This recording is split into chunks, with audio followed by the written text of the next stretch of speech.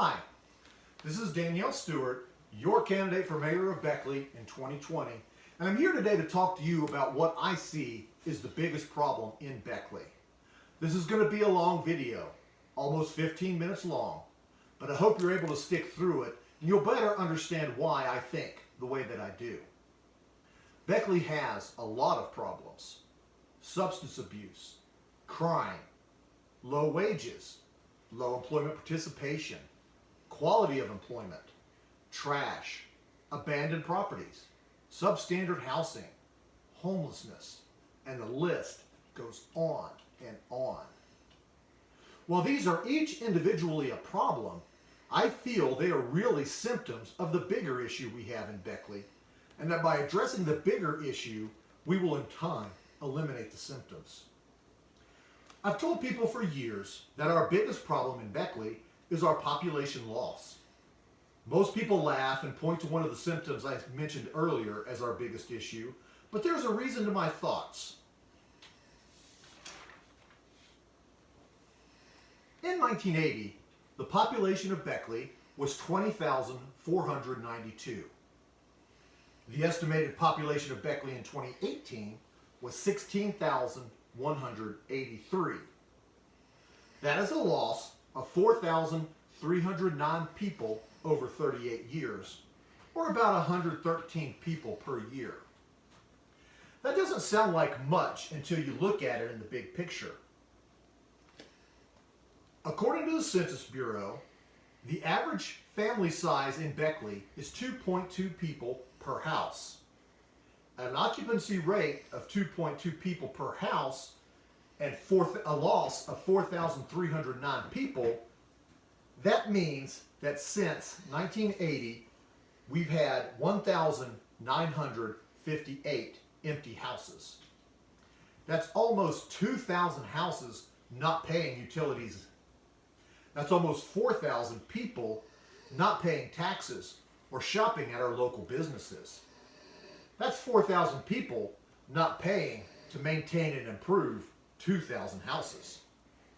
And although we have less people and less occupied houses, we still have to pay the same amount to maintain the roads, sewer, water, and other infrastructure in the city.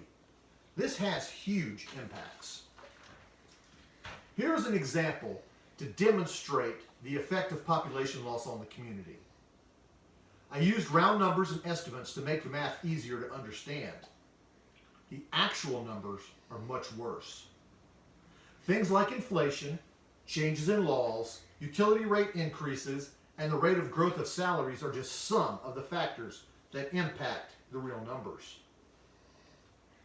In 1980, we had 10,000 occupied houses paying $5,000 per year in utilities and taxes.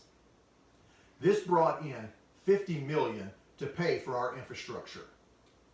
At the same time, we had $50 million in expenses to pay for our infrastructure, so we were able to maintain balance in our community. In 2018, we had 8,000 houses occupied paying $5,000 per year in utilities and taxes. This brought in $40 million to pay for infrastructure. At the same time, we still had $50 million worth of infrastructure to maintain, a gap of $10 million per year. Because we have this gap, our city and utilities either have to raise taxes and rates to make up the loss, costing us all more money, or defer maintenance as long as possible. This is what is happening now with our roads in Beckley. We are supposed to repave our roads every 12 years, but currently we can only afford to repave them every 25 years. Apply this same effect with our water, sewer, electrical, gas, and telecommunication systems, and you have the resulting issues that we currently have in Beckley. The same thing can be found in our economy. Again, I use round numbers and estimates to make the math easier to understand. I specifically use $41,000 in retail expenditures per person, as that is the official number from the U.S. Census Bureau for 2012, the last year the statistic was published. In 1980, 20,000 people spent on average $41,000 per year at stores in Beckley, accounting for $820 million in retail sales. In 2018, 16,000 people spent on average $41,000 per year at stores in Beckley, accounting for $656 million in sales. This is a loss of $164 million per year from our economy. A loss of $164 million in our economy equals the loss of around 4,100 jobs. A loss of that many jobs explains all the empty businesses in Beckley. Let's look further at impacts of population loss on businesses. Let's say we have Industry A in 1980. Industry 80 needs 100 employees. Only 1 out of every 200 people have the skills needed by Industry A. With a population of 20,000, Beckley has 100 qualified people to work in Industry A. So Industry A locates in Beckley. Now move to 2018. Industry A can still employ 100 people, and only 1 out of every 200 people have the required skills. With a population of 16,000, Beckley only has 80 qualified people to work in Industry A. So Industry A will not locate in Beckley. Let's take that further. A small business in Industry B needs 1,000 customers to financially sustain an individual business. With a population of 20,000, Beckley can support 20 small businesses in Industry B. With a population of 16,000, Beckley can only support 16 small businesses in Industry B. And let's take it even further. Retail store or restaurant C will only locate in a community with 20,000 potential customers. In 1980, the store locates a business in Beckley. In 2018, the store does not locate a business in Beckley because we cannot support their business model. These numbers are not real, but these are just some of the exact calculations businesses use to determine where they will locate. The numbers change, but the process does not. When people ask why a Google or Amazon won't locate in Beckley, this is why. When people ask why a small business closed in Beckley, this is why. When we ask why Beckley doesn't have a Target or a Red Lobster, this is why. We will not be able to address our issues without increasing our population. This is not new. We have watched in real time as McDowell County has lost 70,000 people. In 1989, Mount View High School in Welch was a AAA school. Now, it's a single A school. You only have to compare class sizes at Woodrow over the last 30 years to see it happening here. So to this point, I haven't demonstrated how serious of a problem our population loss is, but I have not connected it to other issues. And that is because a lot of those issues, the ones I called symptoms earlier, are due to a lack of opportunity and hope brought on because of the impacts of our population loss. We all know there are lots of job openings for minimum wage, part-time, no-benefit jobs in Beckley. But what kind of quality of life is that? One night, you close the store at midnight and then have to open it the next day at 6 a.m. You work 6 hours on Sunday, off on Monday, 4 hours each on Tuesday and Wednesday, off on Thursday, and 5 hours each on Friday and Saturday. And the next week, the schedule is completely different. How do you go to school with a schedule like that? How do you take care of a family with a schedule like that? You make minimum wage, $8.75 an hour, and if you are super fortunate in this area, you could work 40 hours a week and bring home $300 a week after taxes. And because this person is working, all of their social safety net benefits are reduced. On May 1st, 2019, the Beckley Police Department arrested a woman for prostitution. She was charging $40 per trick, and let's say each trick takes an hour.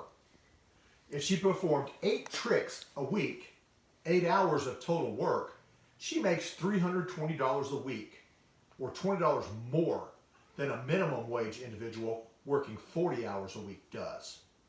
And on top of that, because she isn't working a legitimate job, she's eligible for full SNAP benefits, Medicaid, and other economic support.